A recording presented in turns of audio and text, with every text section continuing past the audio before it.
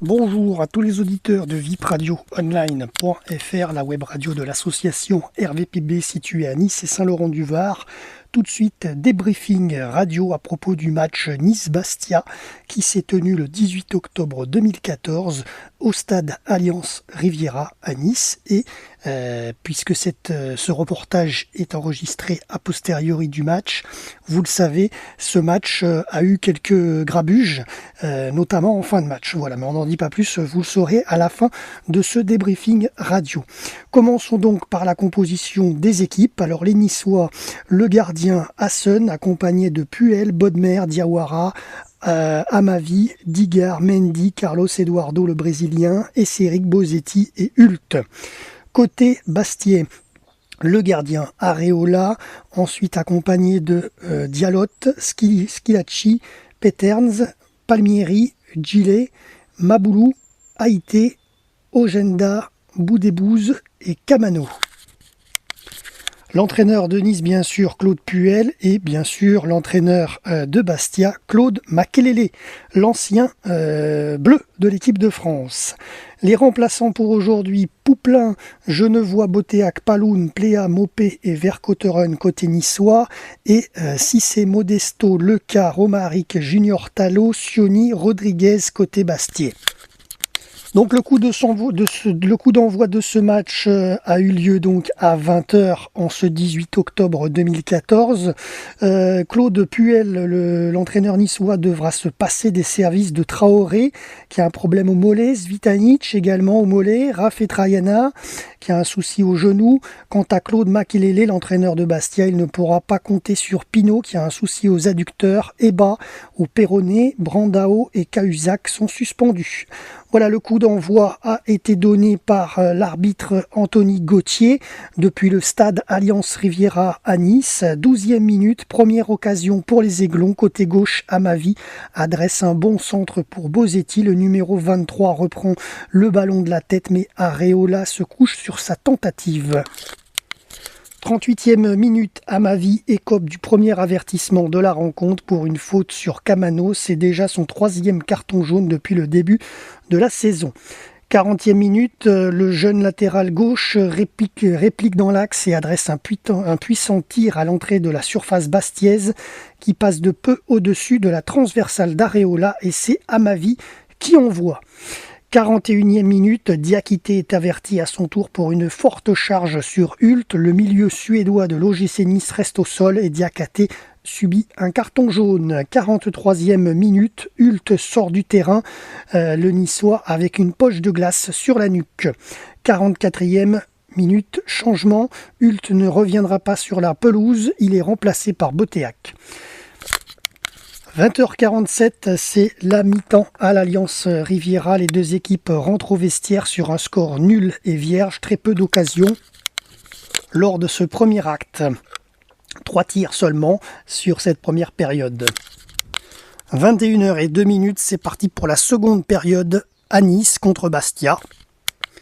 51e minute, ouverture du score bastiaise signé Haïté suite à un long dégagement de la défense insulaire. Le numéro 7 profite d'une erreur de Souleymane Diawara en position de dernier défenseur pour se présenter seul face à Hassan et venir battre d'un tir croisé du droit.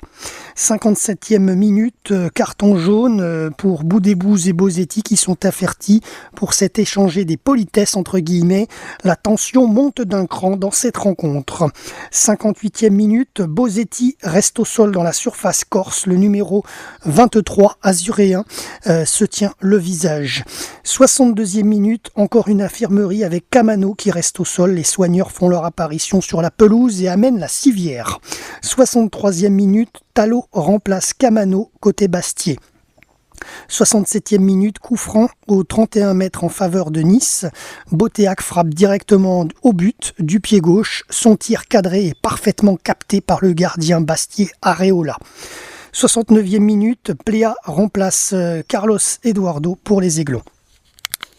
71e minute, carton jaune pour le capitaine azuréen Digard qui est averti pour un tacle en retard sur Gilet.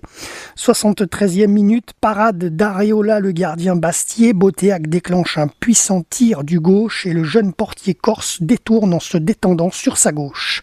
75e minute, énorme occasion pour les OGC, pour les Niçois, pour l'OGC Nice, et c'est peut-être la seule ou l'avant-dernière occasion, vous allez le voir. Côté droit, Esseric adresse un centre millimétré à destination de Boteac. La tête de celui-ci frôle le montant droit du gardien Areola, le Bastier. 77e justement, deuxième occasion énorme pour les Niçois. Pléa déborde côté droit et sert Boteac. La reprise de volée du droit du numéro 11 passe juste au-dessus de la barre transversale du gardien Bastier. 80e minute, changement côté niçois, Bosetti cède sa place à Mopet. 81e minute, nouveau changement côté Bastier, cette fois Ojenda est remplacé par Joao Rodriguez côté corse.